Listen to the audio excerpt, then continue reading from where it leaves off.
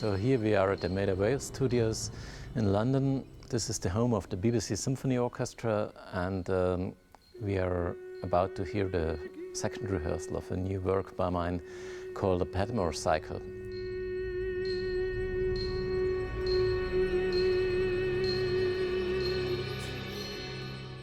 The premiere will be played by the BBC Symphony Orchestra with Edward Gardner conducting, and of course Mark Padmore as the soloist.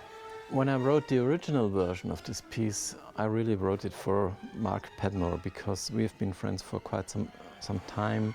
I'm very fascinated by his way of singing and his flexibility as a singer, or rather to say as a musician.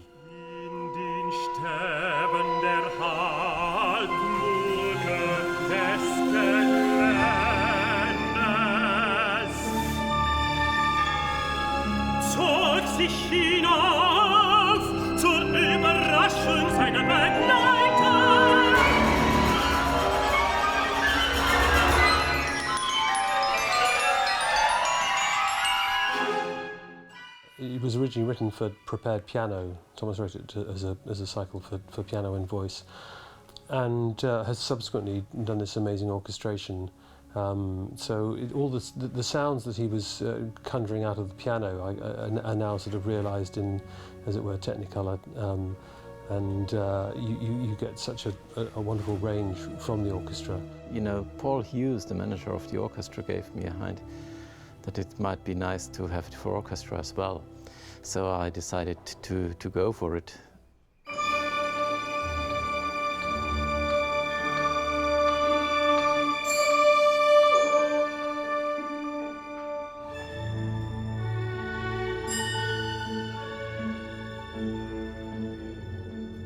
He's given us this gargantuan orchestra to work with, and at first sight it looks quite daunting to have a solo voice and this amazing orchestra with huge effects, enormous percussion section, tuned piano, low basses tuned down to low A's, which is a real rarity.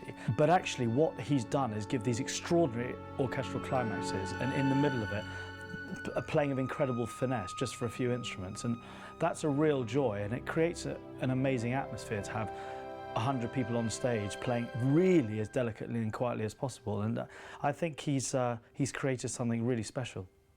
When you're composing, then a whole world is in your head, and your head is very small, mine at least, and so if it stays in there, you know, it's like if you project the brain and the heart of the composer to a very large scale when you write for the orchestra, so that you really get a big surface, a big landscape, which comes out from a very small brain or beam of light.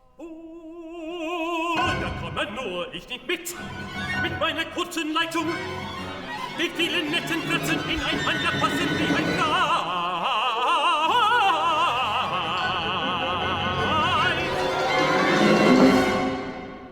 What's lovely with Thomas is we've talked about lots of different things. It's not just been purely on musical matters, and we've talked about literature and spent time together. We connect, I think, very well in various ways. He's ready to go to regions of his voice which are normally not touched by a classical singer. He wants to take risks, and he's a daring singer, and he really is not shy of standing there blank without vibrato and without a big voice. The texts were written by two friends of mine called Hans Aschenwald and Alois Hotschnig. They're both writers living in the same region as I do, and I've been friends with them for ages. The poems themselves are all pretty short, rather cryptic verses, a little bit like Samuel Beckett, little sort of snippets of almost of a thought or an atmosphere. And it seems to me that it's a lot of them are sort of reacting to the claustrophobia of the landscape, which has these very steep valleys, and life is lived for the most part down in the valleys. But there's this great urge to go up into the higher pastures, up into the mountains.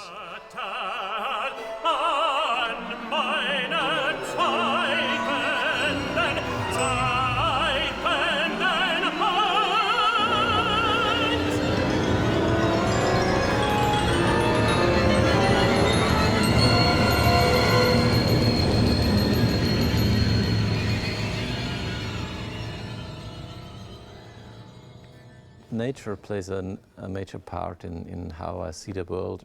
I remember when I grew up, I still had the privilege to grow up in a world which had more to do with nature than it usually has for urban youth nowadays. And I think it's also in a way vanishing, because most people don't know how nature really feels, and what the sounds are, or what the smells are, how a real fire smells. And, you know, when have you last smelled that?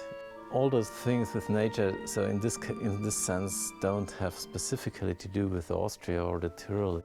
Nature is very similar in most regions, just as human beings are basically very similar in most regions of the world. So I would see this far more universal than just it can't be pinned down to some region where I was born by accident.